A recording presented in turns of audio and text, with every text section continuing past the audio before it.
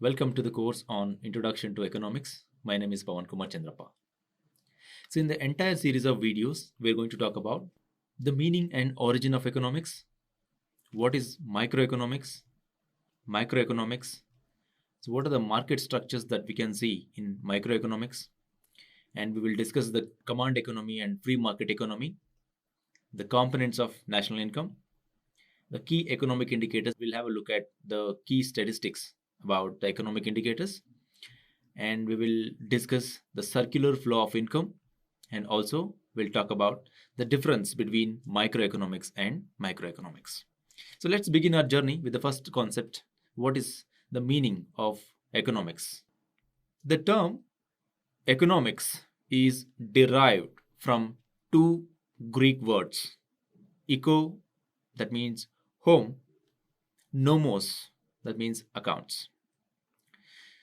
If you look at this terminology, that eco and nomos, eco is basically home. That means economics starts from home.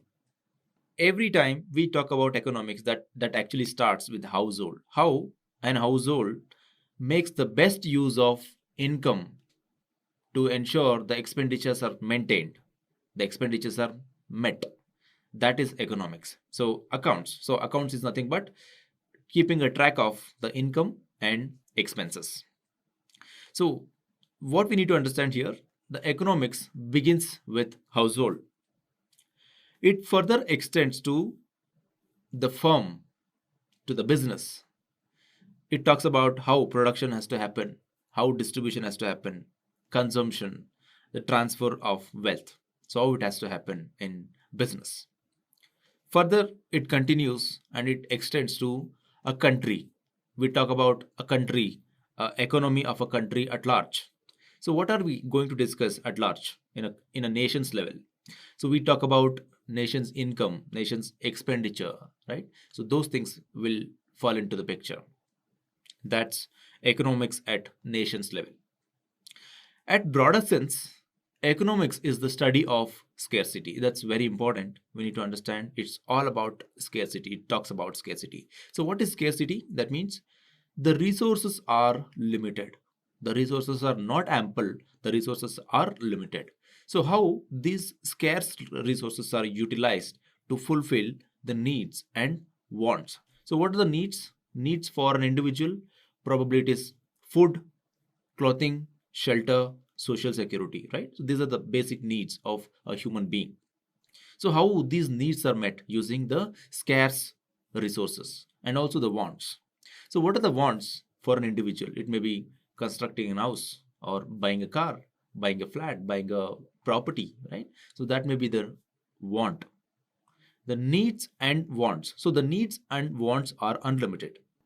How an individual make the best use of these available resources and fulfill the needs and wants. That's the whole meaning of economics, how the economics works. And largely, the economics is science of choice. How an individual, a firm, or nation makes the best use of these scarce resources to fulfill unlimited needs and wants. So that's economics. It is important to understand economics is not a pure science, it is a social science and it is an applied science. Overall, economics is the study of needs and resources. So, how we need to remember the resources are limited, the human wants, the needs are unlimited. How an individual or a firm or a nation will fulfill unlimited needs and wants using these limited resources is all about economics. That's the whole meaning of economics.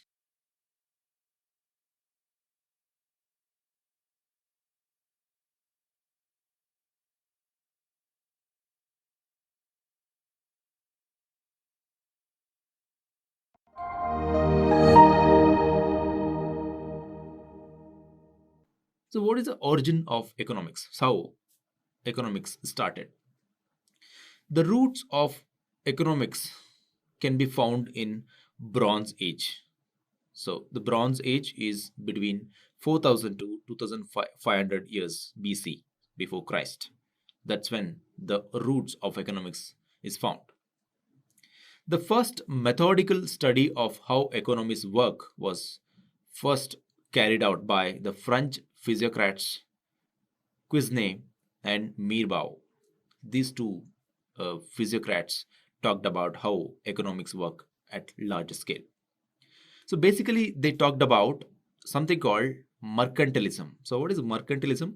It means the government intervention of how government should protect the local industries. When government intervenes in the business operations of a local industry, it leads to poverty. So that's the claim of Quesnay and Mirbau. So they state that only agriculture generates the positive income, the net product, and industry is sterile. And they strongly proposed a single tax component. There should be a single tax, there should not be multiple taxes in the system. And they popularized a term called laissez faire. Okay, what is laissez faire? That means a policy of minimum governmental interference in economic affairs of individual and society. According to them, the government should not intervene in the economic affairs of individuals and a society, and that will lead to the mercantilism. That's the claim of Mirbahu and Quesnay. So after that, Adam Smith expanded their ideas comprehensively to give a shape to modern economics. Remember, Adam Smith is called as the father of modern economics. So he has written a book on economics. That's name is Wealth of Nations in 1776. That was one of the popular publication in the area of economics.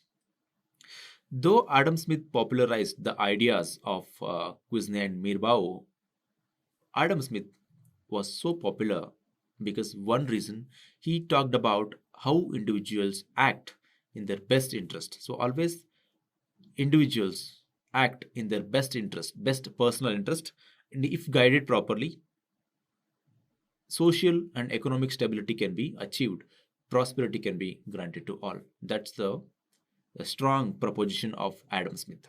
He feels that individuals always think about how they can optimize their utility, and they always think about their personal interest. When they are guided properly, it is possible to achieve the social and economic prosperity, economic stability, and the prosperity of everyone is possible. So that's the proposition of Adam Smith. And Adam Smith strongly believed in free market concept. So what is free market concept? He considered the free market where there is no government intervention or government intervene minimal in the affairs of individual and the society. So in this free market concept, he proposes the consumers will buy what they want, whatever they want, and the firms will produce whatever they like. So that's something that they proposed.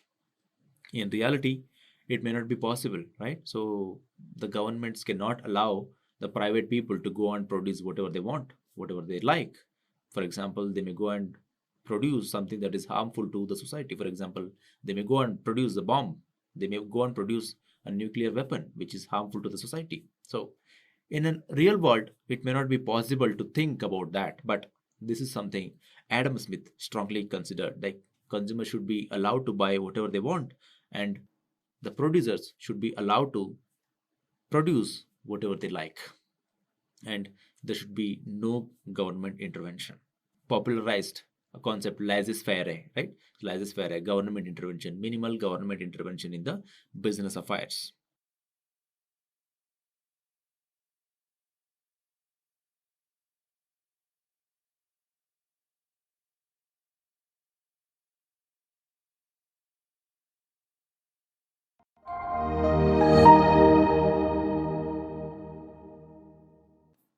Economics as a science of choice. Economics is all about choices. Remember, we all do choices in our lives. We always make choices when there are priorities, when there are options available to us.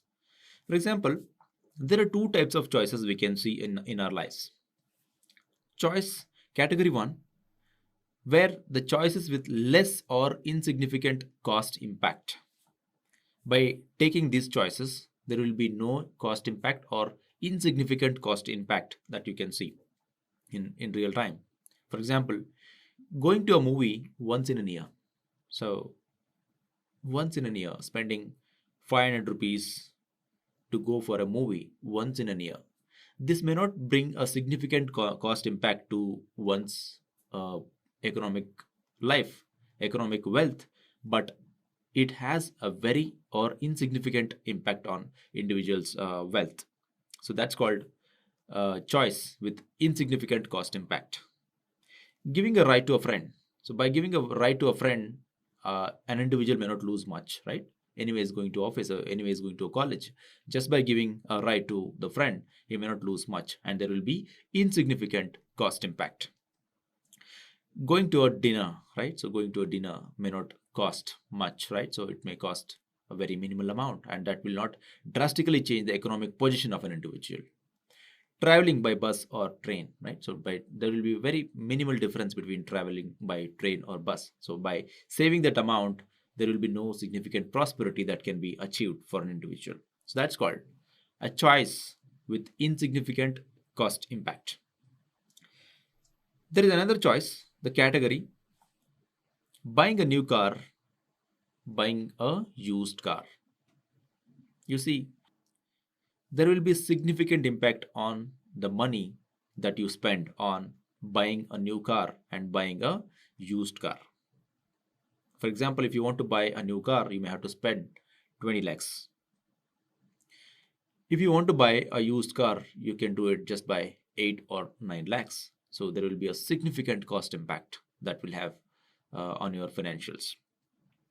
Similarly, buying an investment plan or spending for current needs. Let's say you have rupees 1 lakh in your hand. So what you can do, you can either spend on your shopping, or you can go and do this money as an investment. You can just invest this money in some financial instrument. Buying an investment plan or spending current needs. You can do this, right? So let's say you have rupees 1 lakh in your hand. You can either go to spend this for your shopping and just spend it for your shopping, or you can go and invest this money in a financial instrument that gives you 10% return. There is a significant cost impact, right? So that's a significant cost impact on your financials. Similarly, lending money to a friend or depositing in a bank. So what will happen when you give money to your friend, right? So you may not get it back, or you may get it back very late, maybe say after 1 year, 2 years. So what will happen to your money for the 2 years? Your money will not grow, first thing. Second thing, your money will depreciate in value, right? Because of inflation effect.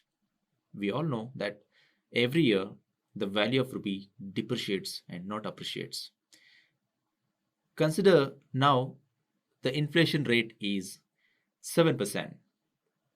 That means by end of this year, my 1 lakh is going to lose 7% of its value, because of that is money is losing its value because of inflation effect.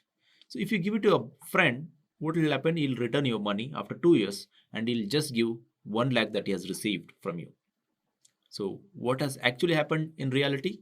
That you have lost 7% inflation for 2 years, 14%. That means 1 lakh that you give to your friend has lost 14% of its value. That's a significant cost impact on your financials. Another example, making investments in treasury bonds or equity. There is a significant difference in investing in a bond or equity, right? So if you invest your money in a bond, you may get 5% or 6% return, because that's a treasury rate. That you cannot expect more than that treasury rate, right? If you invest the same money in an equity instrument, you can expect 10 to 12% return, right? That's a significant change in the return. 6% to 12%, it's almost double. At the same time, you need to remember there is a cost involved in it. So what is the cost? If you invest in bonds, the investment is almost safe. The safety of your investment, the safety of your fund is ensured. What happens if you invest the same 1 lakh in equity instrument? Of course, you're going to earn 12% return or more than that. But at the same time, you need to remember there is a risk involved in it.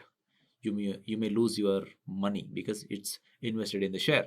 It is purely based on the performance of the share. You're going to earn money. So that's the cost. You see, the decision you have taken where there is a insignificant or less uh, cost impact. In the other case, you have seen your decision has significant cost impact. So, as a rational individual, you have to make a choice. What is the choice you have to make? You have to think where I can optimize my benefits. So that's called opportunity cost. You have to choose between the alternatives. You have to choose an alternative that gives you a best optimal return or the value. Very important concept. What is opportunity cost? The cost incurred by choosing an alternative. Take an example. There is a lawyer in the city. He's a very popular lawyer, and at the same time he's a popular lawyer. At the same time, he's very good in typing, right? He has an office. He is very good in typing. He do all typing work by himself because his typing speed is say 150 words per minute. Now, just because he knows that he has capability to type, he is very fast in typing, he can type 150 words in a minute, it doesn't mean that he should focus on typing. Instead of that, he should hire a steno or a typist who can do this job for him in just 10,000 or 12,000 rupees salary, right? He can hire one person for that job and he can focus more on his professional skills where he can leverage his skills and make more money. So that's how an individual should think, instead of thinking like, since I know this job, I'll focus on doing this as well. There will be an opportunity cost involved. So that's opportunity cost. Overall, economics is the science that studies scarcity, needs, wants, and choice. So the resources are limited, the needs and wants are unlimited. How an individual make choice and utilize the scarce resources and optimizes returns and value is something that economics studies always.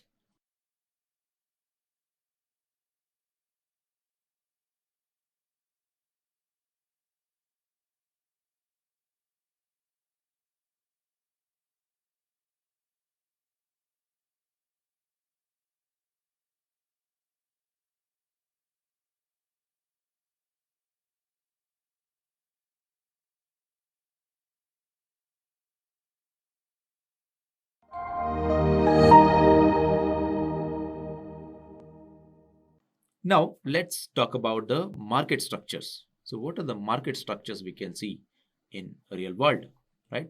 There are four important categories of markets we can see: monopoly, perfect competition, monopolistic competition, and oligopoly competition. Oligopoly, right? Oligopoly structure. Let's understand each one of this one by one in detail. Monopoly market. Can look at the terminology monopoly. So monopoly, right? So monopoly, the single seller. There is a single seller in the market and there is no competition. It's competition free.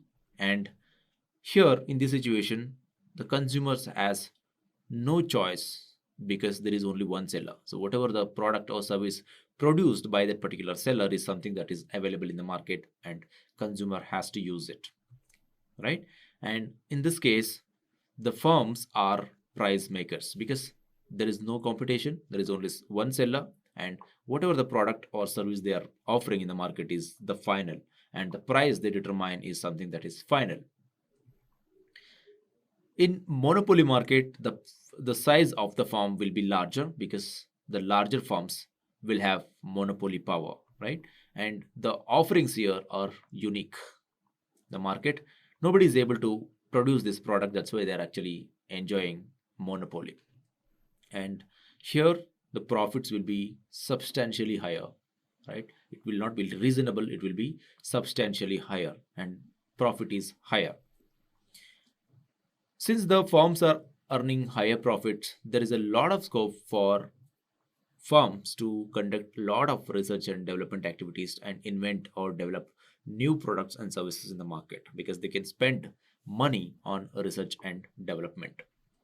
And one of the biggest limitation in monopoly market is that these players, since there is no competition, they earn a lot of money because there is no competition. The price, whatever they make, is something that is final. These companies, these firms are price makers, not the price takers. They have scope to earn political power. That's the limitation of monopoly market. Since they have that strength, they can influence the political power, they can influence the power political system of a country, which is not good in the longer period. Monopoly, right? So there are different categories of monopolies we can see. Monopoly structure is one structure in market, but under that, in monopoly, again, there are four different categories of monopolies we can see in the real world. Geographic monopoly, government monopoly, technology monopoly, and natural monopoly. These are the four categories of monopoly markets we can see. Geographic monopoly, that means this nature of monopoly is possible when there is a geographic limitations, when there is a limited reach in a particular region where individuals cannot reach or the goods and services cannot reach so easily. There, whatever the commodities that are sold in that particular region will have higher value, and the person who actually sells the products and services in that area will have monopoly power. For example, the grocery store that is located in a remote location, there is it's a remote location, it is deep inside the forest, there is a small village, and there is only one grocery store that is available, and individuals has no option than buying from that grocery store. So here the prices that are determined by that grocery store owner is final, and there will be no other option for individuals to change. There is no alternative. The medical store in the remote location, where there is only one medical store and it is a midnight, so you have to buy, right? So you have no option than buying that medicines from that particular uh, medical store. Transportation interior of forest, inside the deep forest there is a jeep facility that is available, and the tourists will go there and they need jeeps because their regular cars or vehicles will not be able to go inside the forest because of various security reasons. Now the jeep services that are available inside the deep forest, there will be a monopoly, because whatever the price that jeep owners will fix, there will be the final prices, and the tourists have very limited scope for bargaining because they may not agree to reduce the prices. That's geographic monopoly. The second category of monopoly is government monopoly. So in certain industries, in certain production activities, the governments will intervene and they'll take over the control on that particular production activity. For example, military and defense, nuclear power, or a railway. Here there are multiple security reasons why governments will take a monopoly on this particular division, right? Military and defense cannot be given to private people because it is at the larger interest of the society, and they cannot do that. Nuclear power production, that can definitely cannot go to the private people because it is something that will harm the society at large if something goes wrong. Railway, a huge investment required to establish railway network, which cannot be done by individuals, or it is difficult for individuals to do that. And also railway is for public utility, and they cannot take risk, the government cannot take risk by giving it to the private parties. So these kind of industries will go to the government monopoly. That's government monopoly. Technological monopoly. What is technological monopoly? It's about the patent or copyright.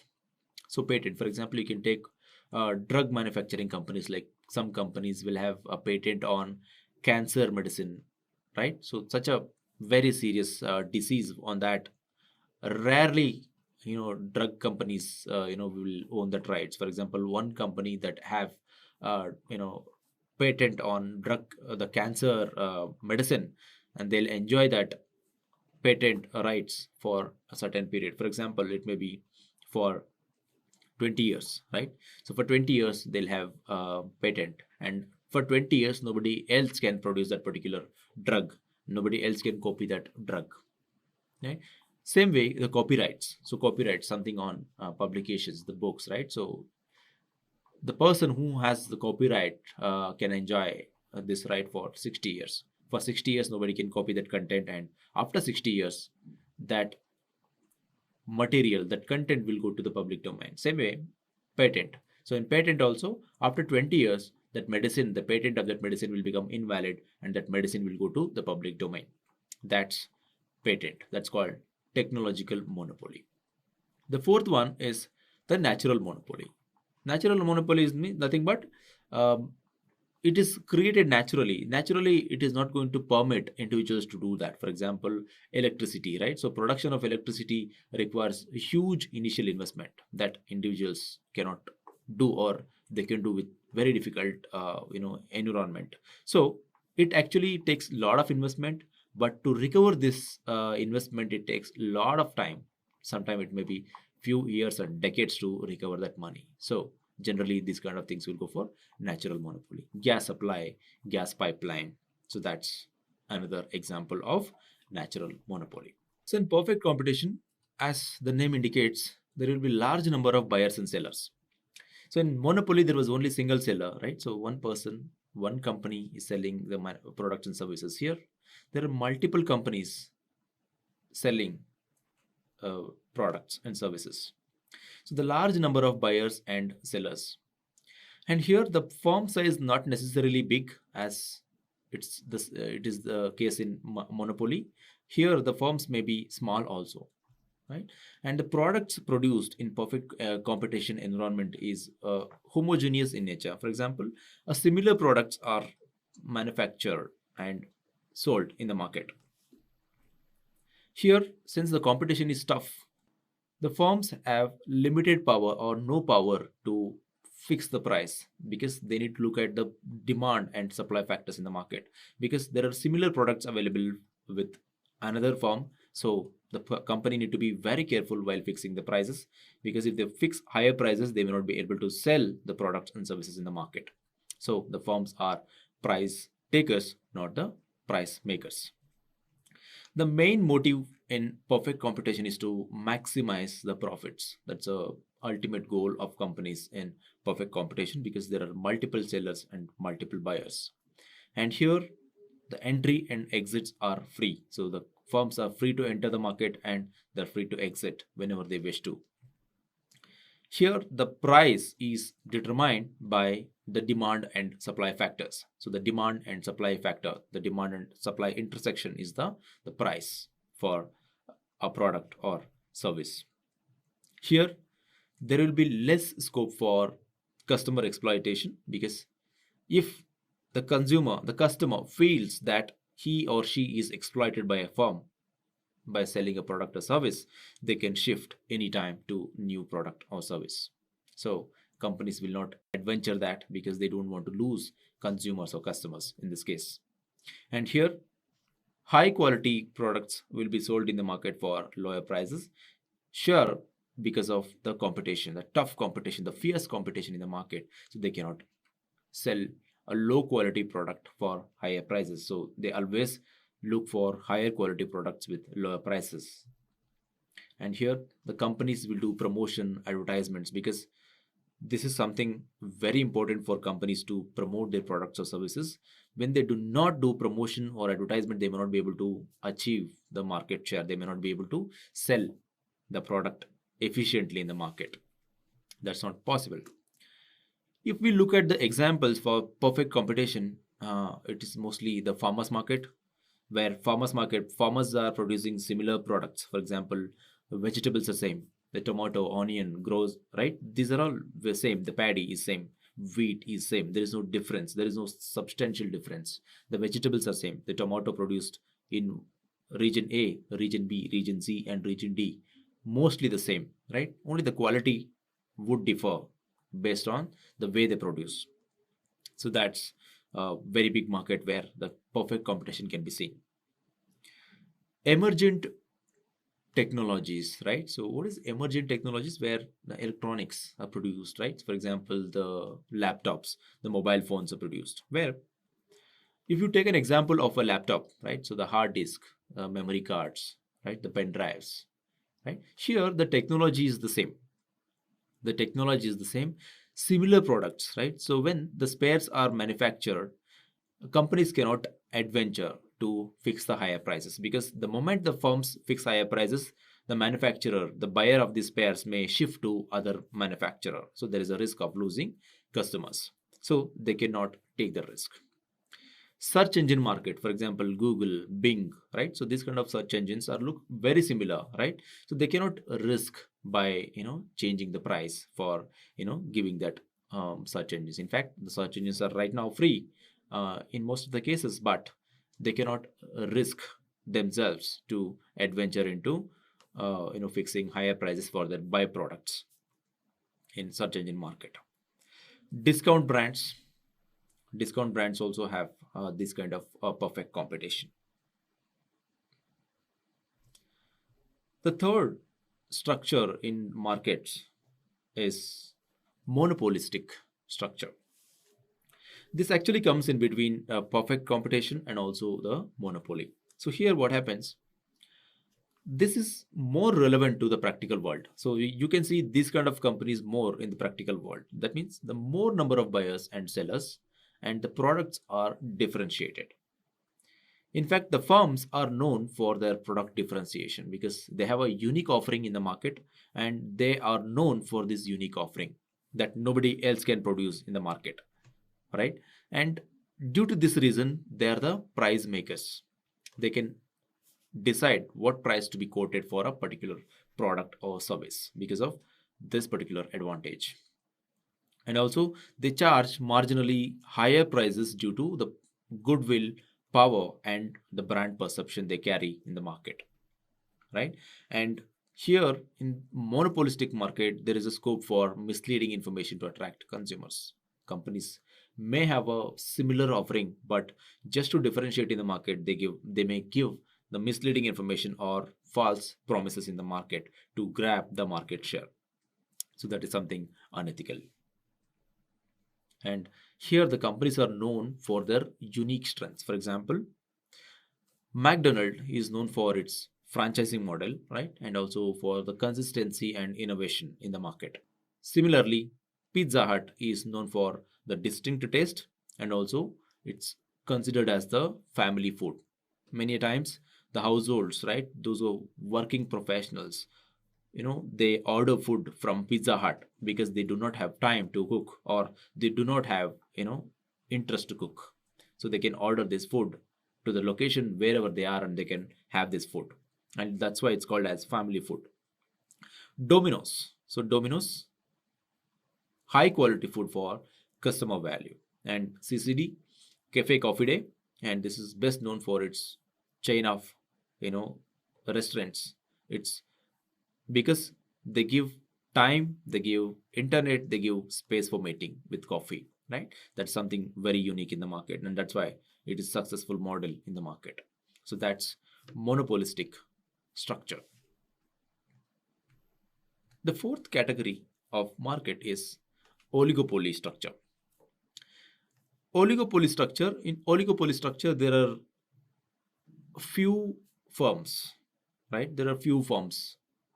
Majority is more than two companies, more than two firms operating in the market, and they rule the market. They produce products and services, and those two to three or four or five companies rule the entire market, right? Here, do not get confused. Here, one more terminology that you will hear, oligopoly, and there is one more terminology called duopoly. In duopoly, there are only two firms operating in the market, and they rule the entire market. That's called duopoly. So oligopoly means there are more than two firms. In duopoly, there are two firms. So here the consumers are the price takers. When there are few sellers in the market, more than two to three sellers in the market, or in duopoly there are two sellers in the market, the consumers have no option than these two players or 2 to 3 players in the market. So they have to go and buy from these companies or firms. So here the consumers are price takers because they do not have options in the market. Here the companies who are operating in oligopoly market are the price makers. So they can fix the price that they feel convenient. Here, the oligopoly players will attempt to make the maximum profits since many a times the products and services offered in this market are identical and also they'll have some sort of differentiation. They'll differentiate slightly to ensure the consumers are attracted. And there will be barriers to enter and exit this market. These oligopoly players will either compete with each other or they'll compete with each other. Okay, so they complete or they complete or compete with each other, and there is a scope for cartel.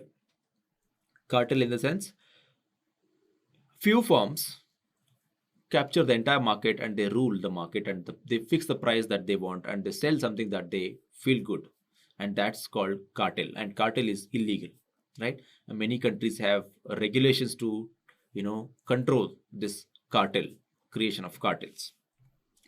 If you look at the examples, online retail stores, for example, in India, you can take example of Amazon or Flipkart.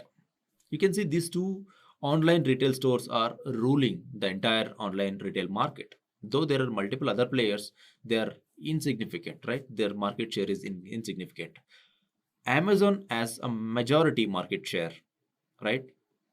Next comes Flipkart. So Flipkart also has a majority market share, and the others who are actually there actively, operating the business in online retail store are having insignificant market share. Telecom service providers, you can take Jio. So Jio is the largest telecom services provider, right? So they have a majority market share followed by Airtel and BSNL. Entertainment industry, it may be Z or Sony, right? So they have a majority market share, right? So that's how a few players. You can see airline industry as well, right? So you can say take Vistara, right? You can take Indigo, SpiceJet, Air India, right? You can count them. It is less than 10 or less than few. It's less than 100. Few companies ruling the entire market. One or two or three or four companies are ruling entire market. So what happens when there are few players in the market? The consumers will have very limited choices to change when they feel the prices are high and the quality is not good. They have only a few options to choose between. So that creates a situation of cartel. When the cartel is created, these players will fix, they connect with each other, they think the price that they need to fix in the market and they exploit the consumers, and that's why it is illegal and that is regulated. That's oligopoly market structure.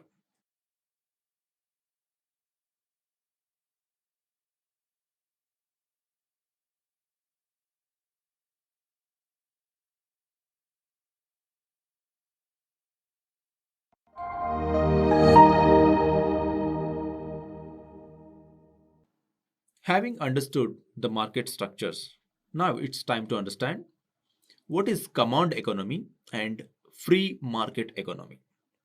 In command economy and market economy, what are the differences? You can look at the parameters that are listed, the parameters and command economy and free economy. In command economy, the alternative name is, it's planned economy. So command economy is also called as planned economy, right? So planned economy, that means the government will control, the government will plan how much to produce, what to produce, and what to sell at what price. The government will have control over what to be produced. That's called planned economy. In free market economy, it's a capitalism economy. It's ruled by private players. For example, the private companies will choose what to be produced and what to be sold and for what price they need to sell it. So that's capitalism.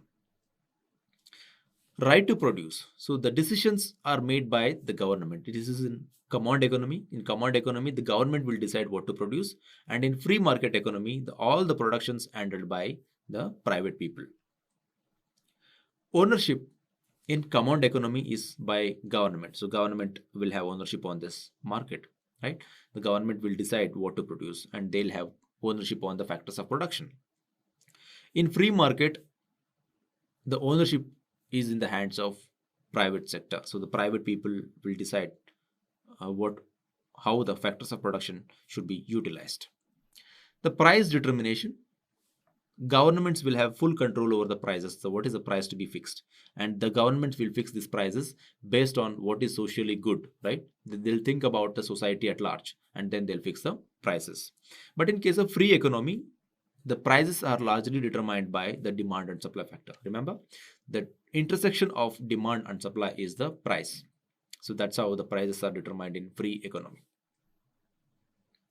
Incentives here in command economy, there will be less incentives to be efficient because the government is controlling the factors of production and there are very limited reasons why the efficiency need to be at higher side. And when it comes to free economy, efficiency is something that is most privileged and that is something that is expected, right? So more incentives to be efficient. When the factors of production are efficient, there will be the reward in terms of profits. And in command economy, since the profit is not a main motive, the society, the contribution to society, the protection, the interest of society is the main motive, and there is a less incentive for efficiency in the factors of production. Wages, here in command economy, it will be equal wages because that's how the socialistic countries will think, the equal wages for equal work. And in free market economy, there will be unequal wages because the wages are determined based on the efficiency and the capabilities of an individual. Motivation, what is the motivation in command economy? It will be the social good. So what is good for the society is something that is looked after in command economy. In free market, profit and self-interest is something very important because profit is something that drives the entire business. Economic conditions, here in command economy, there will be no rich, no poor, right? There will be no difference between individuals in terms of economy, in terms of wealth. But in free market, there will be a huge gap between the rich and poor. There will be a very big difference between the rich and poor, and that will continue to extend. The countries, for example, the command economy is existing in North Korea, Russia, Cuba, and China. The free market economy is available, can be seen in France, United States, Canada, and many other countries. Consumer choice, here in command economy, the consumers will have no choice because this is something that is decided by the government, right? That will be decided by the government. But in free economy, there is a scope for choice, consumer choices, because what consumers wants ultimately is something that is produced. That is something need to be produced, because if something that is not required in the society, if there is something produced, there will be no sale or there will be less sale and the companies may not be able to make profit. Especially the consumers are the center, the core of the entire activities. The rest of the activities will revolve around that. The factors of production should work towards producing a product that is in demand in the market. So that's the larger difference between command economy and free market economy.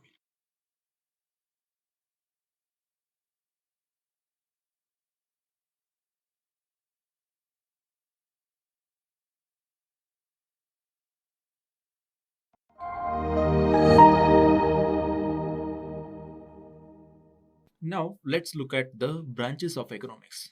What are the branches of economics? The economics can be studied under two broad categories: microeconomics and macroeconomics. Microeconomics is a branch of economics, and this studies the household and firm's behavior in decision making and allocation of resources. Microeconomics assumes that the markets are efficient and individuals are rational and individuals take rational decisions. And microeconomics studies the price, how the price is determined, right? So it talks about the demand and supply components. So the intersection of demand and supply is the price point. If the demand and supply intersects, that's the price. when the demand is changing and the supply will also expected to change in a ideal world. So that's the discussion in microeconomics. Let us understand the key aspects in microeconomics. Utility theory. So microeconomics studies utility theory. So what is utility theory? Individuals, households are rational and they always think about optimizing their value, the returns, and they make the best use of the available resources to fulfill their needs and wants. So they always focus on optimizing their value, optimizing their benefits. That's how they think. Every choice is given to them, they'll think of optimizing their benefits, utilities. So that's utility theory. In utility theory, there is a concept called marginal utility theory. What is marginal utility theory? So, what is the utility that I'll get by consuming one additional unit of product or service? A biscuit is given to me. I have one biscuit. What will be the utility when the second biscuit is given to me? What will be the utility when the third biscuit is given to me? That's the marginal utility theory. On the same lines, there is another concept called the law of diminishing marginal utility theory. So what is law of diminishing marginal utility theory? It is talking about how the utility of an individual optimizes and up to what point utility will start diminishing. For example, an individual is given an apple. An individual is asked, like, what is your favorite fruit? And he'll say, apple. And the other person start giving him apples. So one apple is given to him. He will eat that and he'll feel better. He's actually enjoying. The second apple is given to him, and again the second apple he will eat and he's still enjoying. He feels better. The third apple is given to him. Now he'll start feeling full. He's feeling like, though it is a nice fruit and it is his favorite fruit, he'll start feeling he's full. Now, the fourth fruit is given to him, then he'll start declining the utility. That means he's not actually optimizing, he's not actually adding the value, he's actually started reverse. He'll start thinking like, I'm feeling full. It is not adding any value. So the marginal utility, the law of diminishing marginal utility talks about this. So after a particular point in time, the utility will start declining. After fourth apple, fifth apple, sixth apple, his utility will start decreasing. He'll not enjoy that after fourth or fifth apple. He'll start feeling full and he'll decline the apples. So that's how it happens. Remember, this theory is not applicable to certain commodities. For example, money, wealth, right? Property. So individuals may not feel full, they may not feel enough, right? They'll keep on thinking like, how I can add more properties, more money, right? So that is not applicable here. So the law of marginal utility theory is not applicable to money. But this is an exception. Exception cannot be an example for defining a theory. So the law of marginal utility theory, the law of diminishing marginal utility theory applies to majority of the components, the commodities, right? So after a certain point in time, the utility will start decreasing. That's the law of diminishing marginal utility theory. Production theory. So what is production theory? In production theory, a firm generally what they do, they produce the product or service. When they produce a product or service, there will be three components, right? Input, process, and output. Input. So inputs are given to the systems, the process, and that will be processed and the output will come out. In an ideal world, a firm thinks of utilizing the inputs and processes systems efficiently to ensure a quality superior product is produced and that is sold in the market for higher prices. So how a firm can utilize these inputs and efficient processes to produce a product that can be sold for higher cost at the same time reducing the cost of manufacturing that product. So how inputs can be utilized to produce a product with low cost and that can be sold at higher cost. So that's the production theory. That's a discussion in production theory. Price theory. So what is the price theory? In price theory, we need to understand the price is the intersection of demand and supply. When the demand and supply intersects, and that's a price determination point, you can see in the diagram, OX axis is for demand and OY is for supply. And the intersection is the price.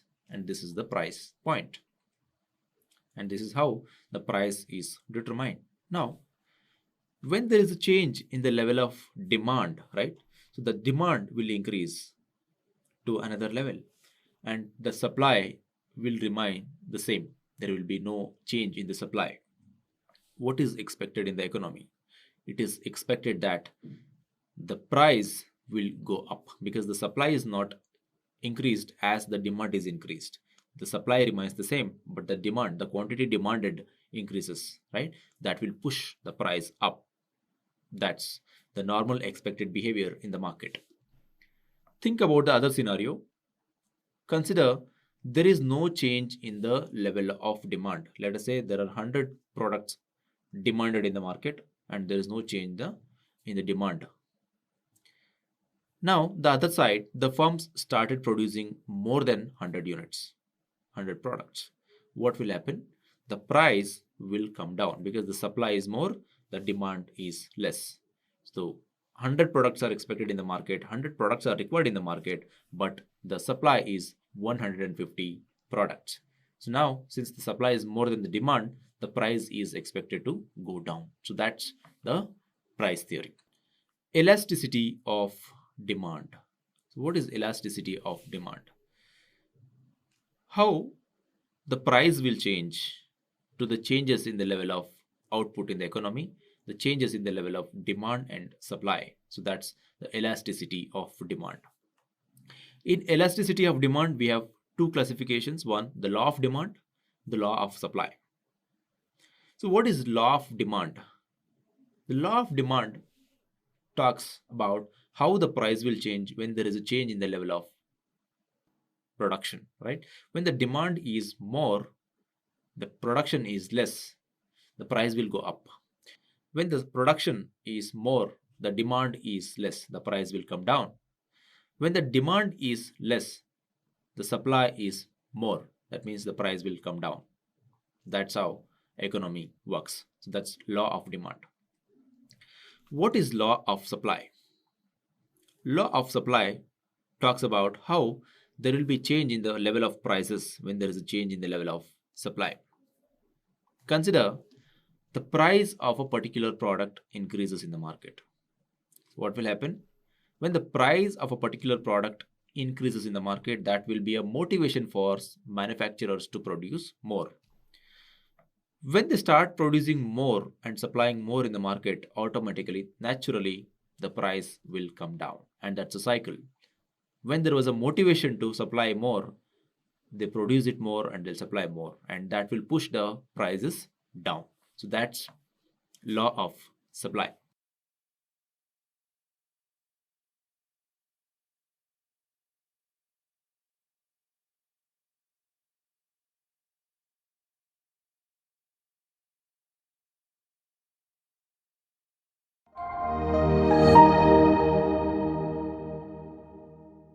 The second important category in economics is macroeconomics. So macroeconomics, again, similar to microeconomics, is another branch of economics. So in macroeconomics, the discussions are largely about the structure of the market, the performance of the market, right? The performance of the firms, the behavior and the decision making of an economy as a whole. So that's the discussion in macroeconomics. So the macroeconomics largely discusses the components like gross domestic product, budget deficit and surplus. So what is gross domestic product? It is the total value of goods and services produced in a year for a definite period of time, say 1 year. So gross domestic product is one of the key economic indicator that we can look at, right? So when we look at GDP of a particular country, whether it is in positive value or in negative value, right? We think about that. For example, if you look at the GDP of India, say now it is 7.4 or 7.2 right now, right? So that gives a idea of how the economy is doing. So that's gross domestic product. The budget deficit or surplus. What is budget? Budget is about what is inflows and outflows in an economy. So what is the inflow for a country and what is outflow? How much money is coming in and how much is going out?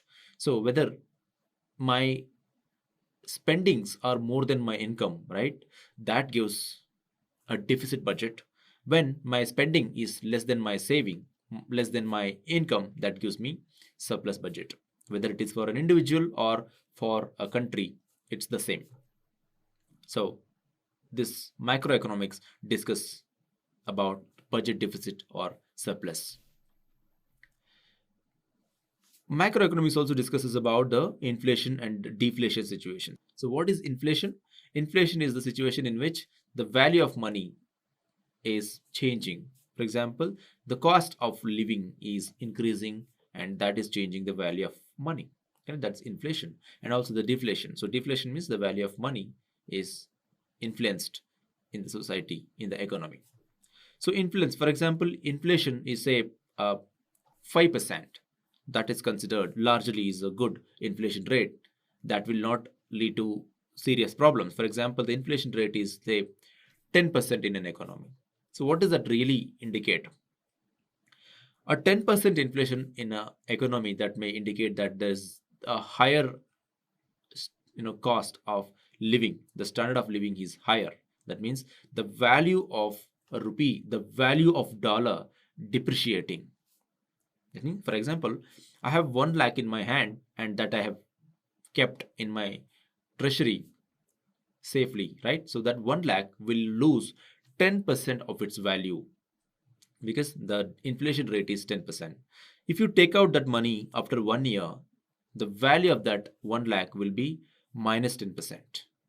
So that's how inflation will affect, right? And some countries will have positive situation. For example, inflation will be 5% or 6%. If you look at Indian inflation rate right now is 7.4%, right? This is the statistics of July 2022. So August statistics yet to be published, right? So when inflation is 7.4%, right, that means that inflation is slightly higher side. That means the inflation is rising, that need to be controlled. When the money supply is higher in an economy, that will lead to inflation. For example, to take care of development activities, infrastructure development, right? So economic prosperity, when the money supply is increased in the economy, that will lead to inflation situation. So when there is more money in the market, when a lot of money is circulating in the market, that creates inflation situation. That means people have more money in the hand and that will lead to a raise in the cost of products and services. So that's a very larger discussion point. So what we need to understand here, inflation and deflation situation. So the macroeconomics discusses inflation and deflation situations. Deflation, that means a negative rate, right? For example, minus 2%. You can see this deflation situation in Japan, right? So Japan has consistently reporting deflation situation. That means when, for example, when take an example of India, where if you go and deposit your 1 lakh in a bank, the bank will give you 6% returns at the end of the year, right? So that's inflation rate is something 6%, so 7%. So that's something that you're going to get. If you deposit this 1 lakh in Japanese currency, here you will not get interest. That means you will not get interest from the bank. Rather, you need to pay banks certain amount. Let's say the deflation situation, that means it is minus 2%. That means to keep your money in the bank, you have to pay 2% of its value to the bank. That's deflation situation. So macroeconomics discusses inflation and deflation situations. fiscal policy and monetary policy. So fiscal policy is about the country's income and expenditure, right? So how money is coming in and how the money is going out. So that's a fiscal policy, right? So how much money should be spent and how much money is going out, and how a country can, improve cash inflows, and how country can reduce the cash outflow is something that is discussed under fiscal policy. Monetary policy largely talks about the money supply. So how money supply need to be controlled. So what is the what is the value of money currently? So that is something discussed under monetary policy. That is a discussion point in microeconomics. The raising cost of living. So it's similar to the inflation and deflation situations, right? So why the cost of living is increasing? That may be due to the reason of inflation. Since there is a higher inflation in the society, the cost of living may also go up. That is possible, right? Unemployment rates. So what is the unemployment rate in the society, right? In the country. That is something that is discussed under microeconomics. So what is the interconnection between a country's economy and world's economy? Definitely, we are living in a globalized world, and we need to understand every country has dependency. So when there is a dependency between economies, so how a country's economy will have impact on world's economy. Take an example. Right now there is a war going on between Ukraine and Russia, right? So Russia and Ukraine are not just a countries, right? They are connected with the world. So we are living in an interconnected world where we are part of LPG system, right? Liberalization, privatization, and globalization. So we are part of it, and the entire world is a village right now, right? So if there is any problem in Ukraine or in Russia, that will have cascading impact on the world's economy. So microeconomics discusses those aspects as well. Microeconomics also discusses about the government policies, how government policies improve economic performance of a country, right? What kind of decisions that government has to take, and how the decisions related to fiscal policy will have impact on the monetary policy.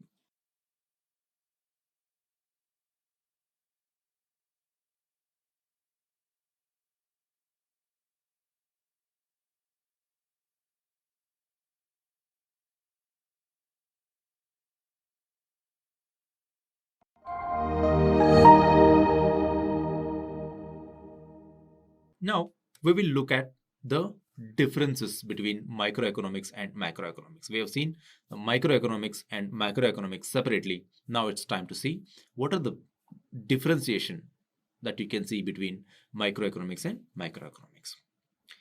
If you look at the definition of microeconomics, microeconomics is the study of economic behavior of individual and firm. Macroeconomics is the study of economic behavior of a country. Microeconomics study the individual income, that means household income, but macroeconomics studies the national income. Microeconomics analyzes the demand and supply factors, the demand and supply of goods. But macroeconomics discusses the aggregate demand and aggregate supply. If you look at the approach for microeconomics, it's a bottom-up approach. So why bottom-up approach? It starts with household, it goes to the firm, and it goes to the nation, the nation's economy. But if you look at the microeconomics, it talks about the nation's economy, nation's income, and then it will drill down it further to the household. That's why it's called as the top-down approach. Microeconomics is popularized by Alfred Marshall. In fact, it's popularized by Adam Smith and then Alfred Marshall. And then now the macroeconomics talks about John Maynard and Keynes, right? John Maynard Keynes. The central problem discussed in microeconomics is the price determination and allocation of resources between individuals and firms. In microeconomics, this is the discussion on the level of income, employment, inflation, income, expenditure, all those things, right? If you look at the limitation of microeconomics, the perfect competition and full employment. Microeconomics assumes that there will be a perfect competition and there will be full employment in the economy, which is impractical, yet this is one of the assumptions of microeconomics.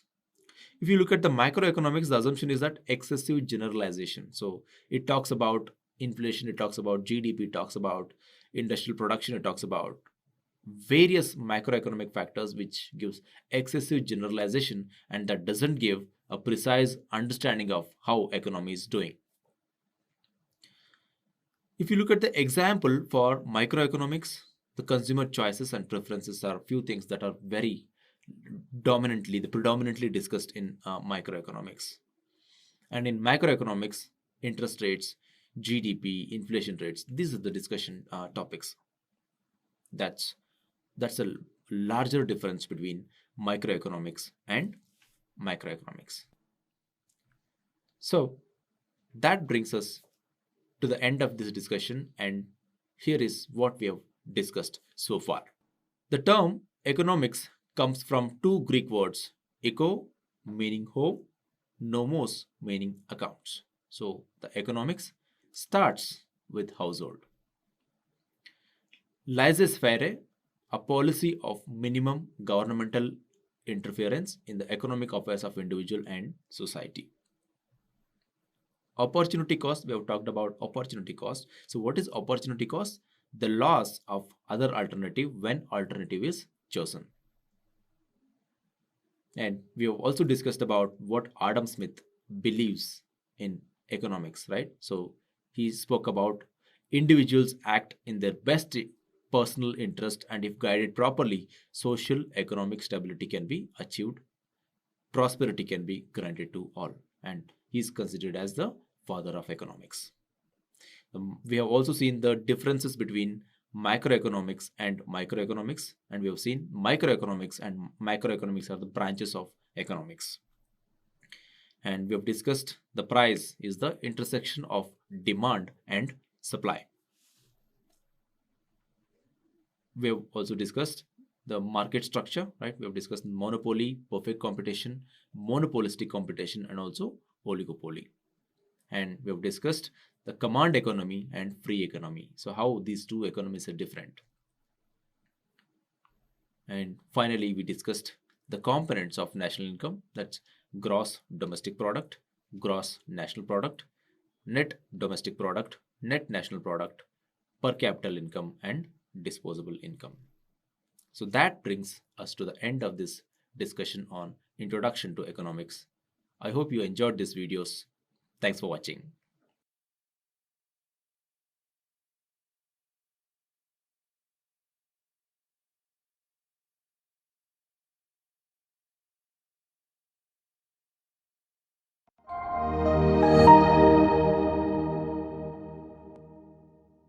Now, let us understand some of the important components of national income.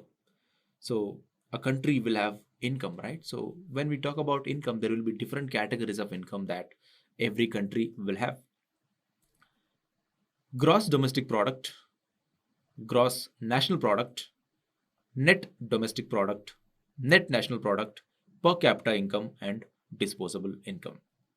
Let's understand each one of this in detail. Gross domestic product, so GDP.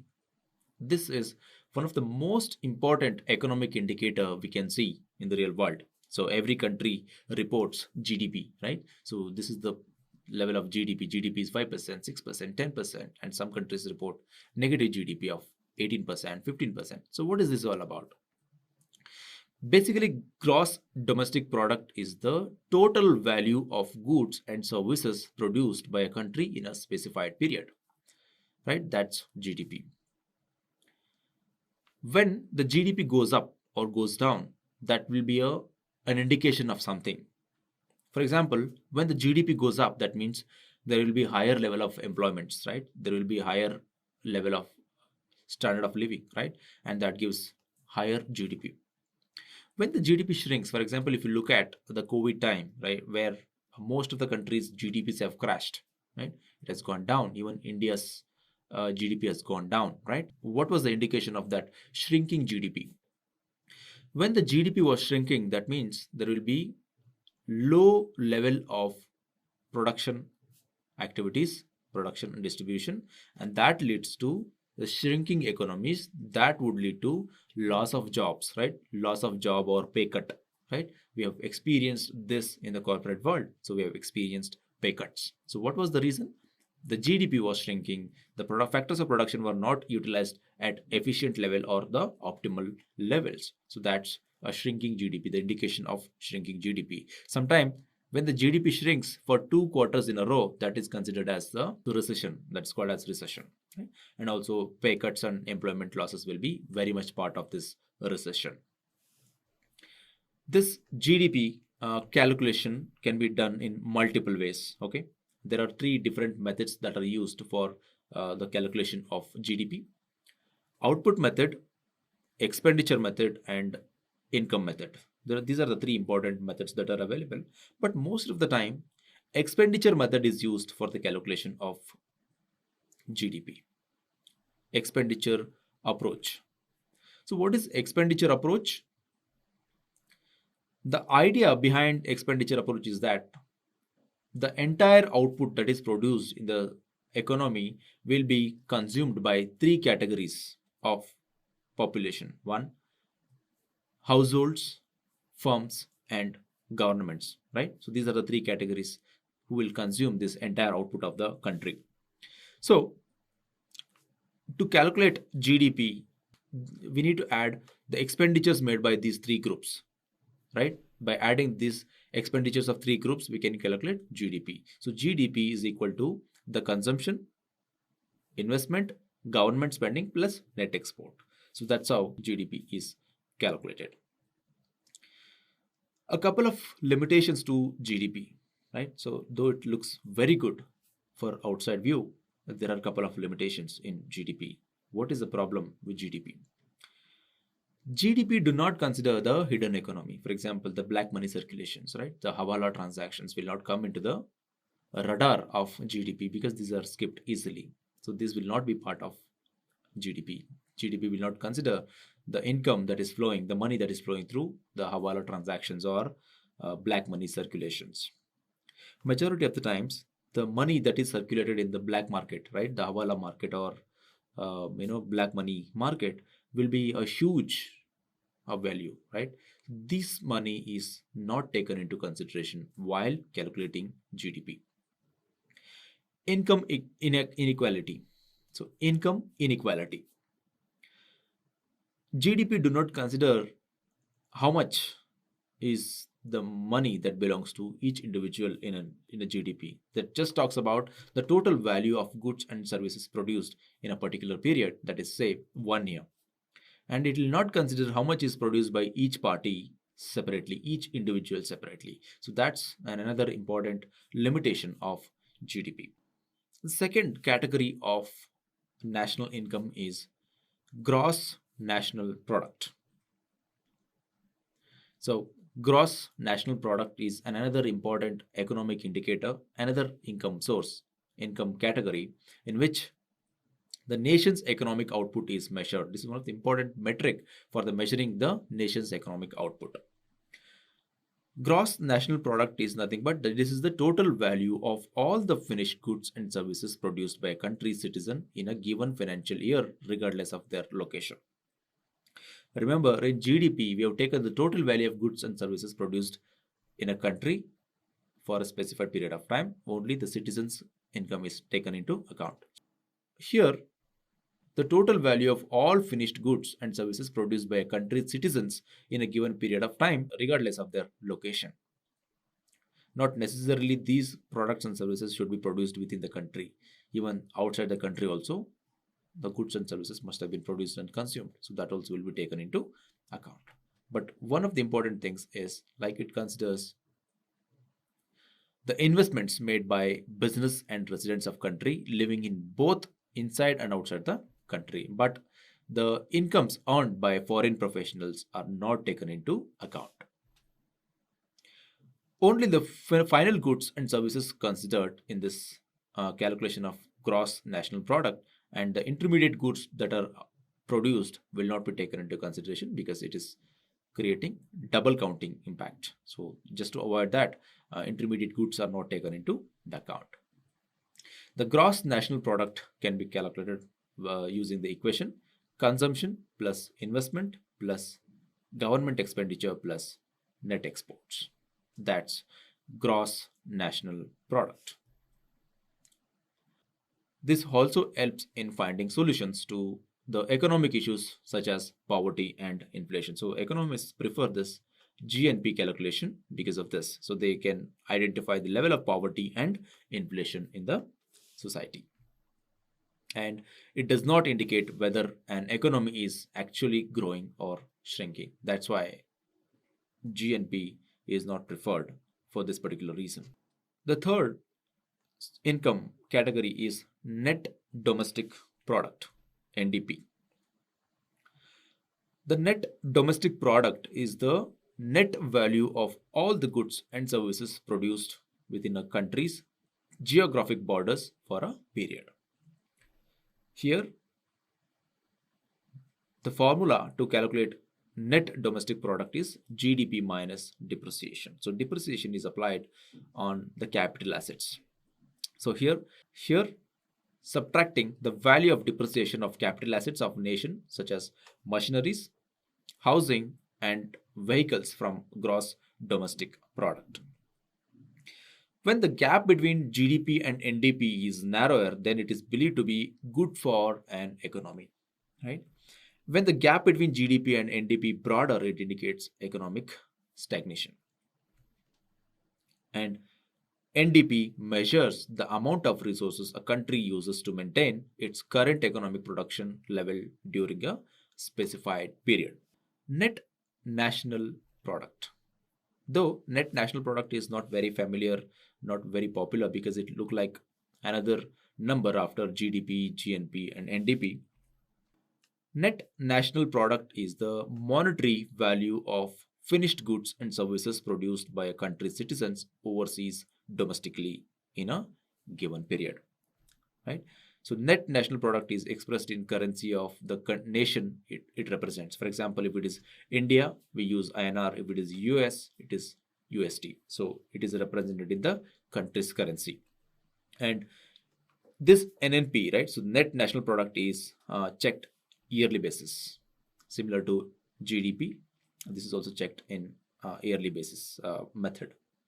And this is one of the good way to keep an eye on the economy. So how NNP is calculated, net national product is calculated using the equation market value of finished goods and market value of finished services minus depreciation. Depreciation need to be removed. Or the net national product can be calculated using the equation gross national product minus depreciation. So either of this equation can be used for the calculation.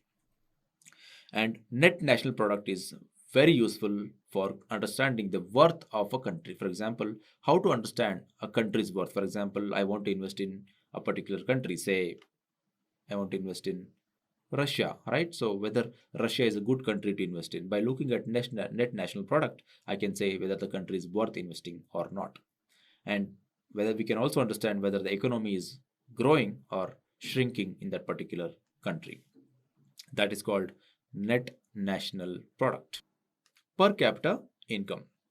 So per capita income is nothing but this is the average income earned by a person in a given period in a specified year. So this helps in terms of understanding the development status of a country and the standard of living and also the quality of life. So how much an individual can enjoy in a economy. For example, how this is calculated? By dividing the population's total income, that means a country's total income, by the population that it has in a specified region, right? For example, if you take an example of India, by dividing the entire income of country by the population 139 billion, right? So that population you have to divide, right? The income should be divided by that population and you'll get the per capita income. That's PCI. The last category of income is disposable income. So what is disposable income? How much an individual has money to dispose for spending. That's disposable income. So the disposable income indicates the amount of goods and services that can be purchased at different prices over particular period. That's disposable income, and this is after tax. So it is a net income. So personal income minus personal taxes, then we'll have disposable income. And disposable income helps economists to measure the savings and spending rates of the households. That's disposable income.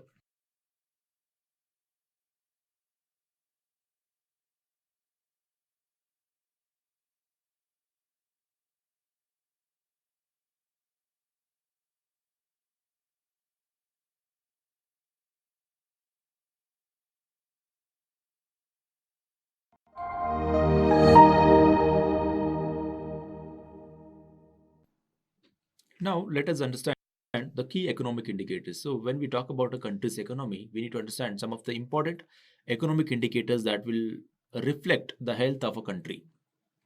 For example, GDP growth. So, what is the GDP growth? Whether the GDP is in positive growth or it is in negative, right? That gives a very good picture of how an economy is doing. For example, we take an example of a country like United States, right? The GDP is in positive value, right? So when the value of GDP is in positive, that means the country is actually doing good. Country is able to generate the goods and services in a significant, size. So that's GDP growth, and it is always expected that the country's GDP should be in positive value. When the country's GDP is in positive value, that gives an impression that the economy is growing and there is a prosperity expected in that particular economy. Same holds true with inflation. When a country has a positive inflation rate, for example, let's say 7%, 7.2% inflation rate that is reported in India, 7.2% or 7.4% inflation rate is good in terms of development activities in the country. When a country has initiated a lot of development, infrastructure development activities in the country, that means there will be a lot of money supply in the economy.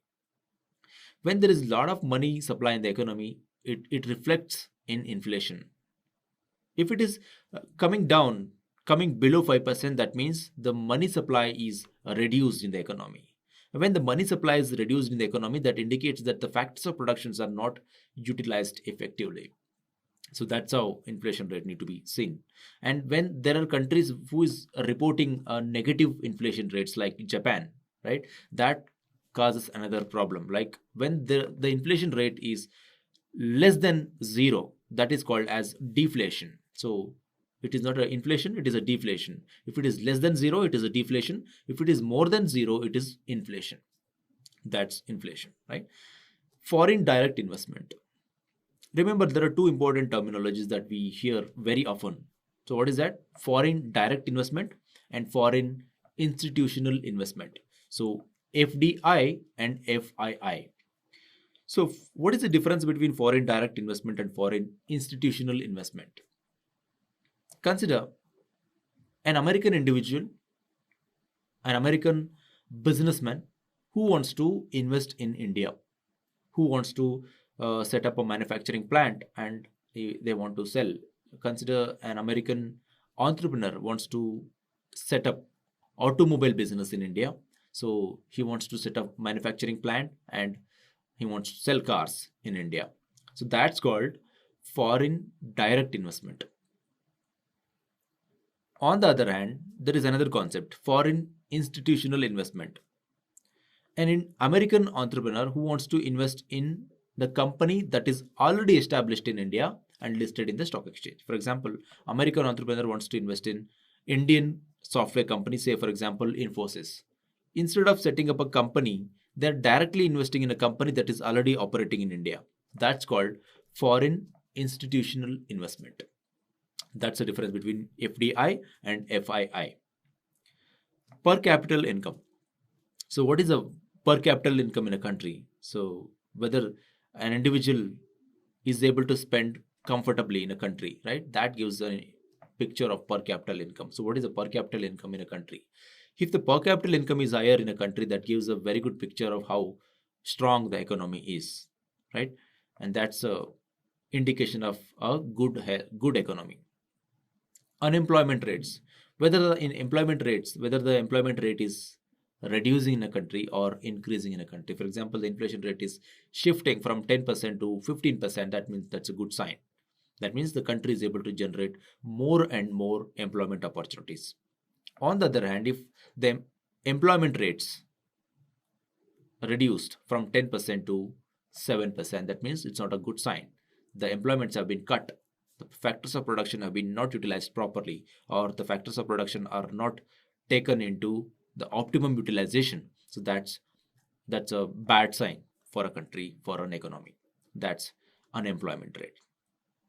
Let's have a look at each one of these economic indicators in real time. So what is GDP of a few countries? For example, we will have a look at the GDP of India, US, and few other countries, and also the inflation rate, foreign direct investment, and per capita income and unemployment rates. So let's have a look at these statistics in real time. Say I want to see this is the website of the World Bank. You can easily access. This is the open source. Type India. You want to see the economic indicators for India, right? You can type, or you can directly go to this list of countries and you can choose.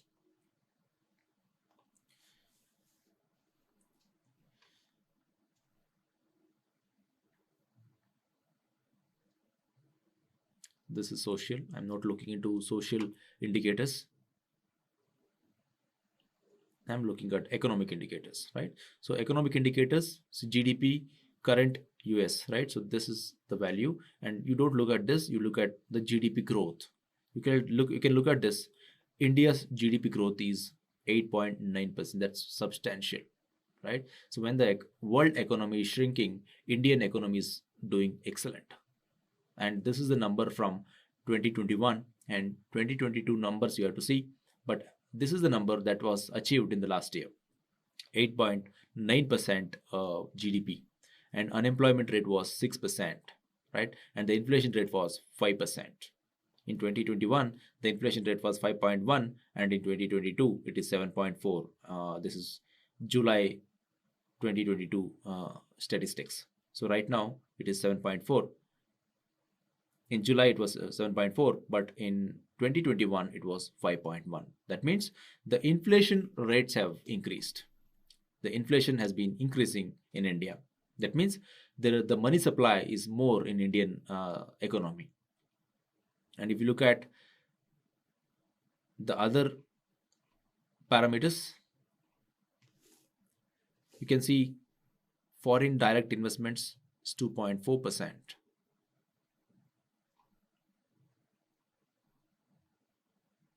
And you can see per capita income.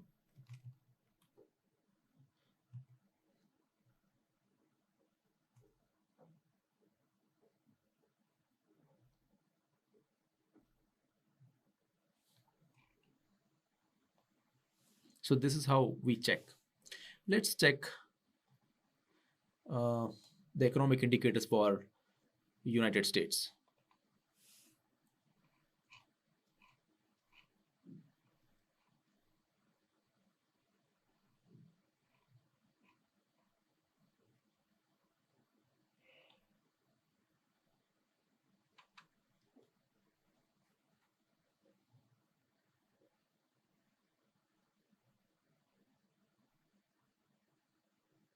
Right? So GDP, gross domestic product, the growth is 5.7%. This is lesser than Indian GDP rates, 5.7, right? So Indian GDP growth was 8.9%. That was substantial, right? And also you can see the unemployment rate is 5.5%. This is lesser than India, right? And also the inflation rate is 4.7%. This is lesser than India, right? Indian inflation rate was 5.1% for 2021, but here it is 4.7%. So that is something that we need to check, right? And if you see some other country, let's say I'll check for Myanmar.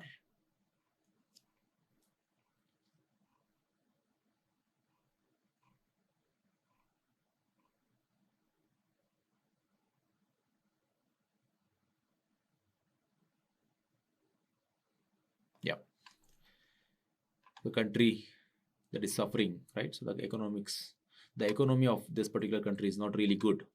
They are really suffering. So Myanmar, you can look at this. The GDP growth is 18%. That's in minus. That means the value of goods and services that are produced is going in negative. Unemployment rate is 2.2 and inflation rate is 8.8. So this is not a good sign, right? The money circulation is higher and the inflation rate is 8.8. So that's how we have to see the economic indicators for various countries.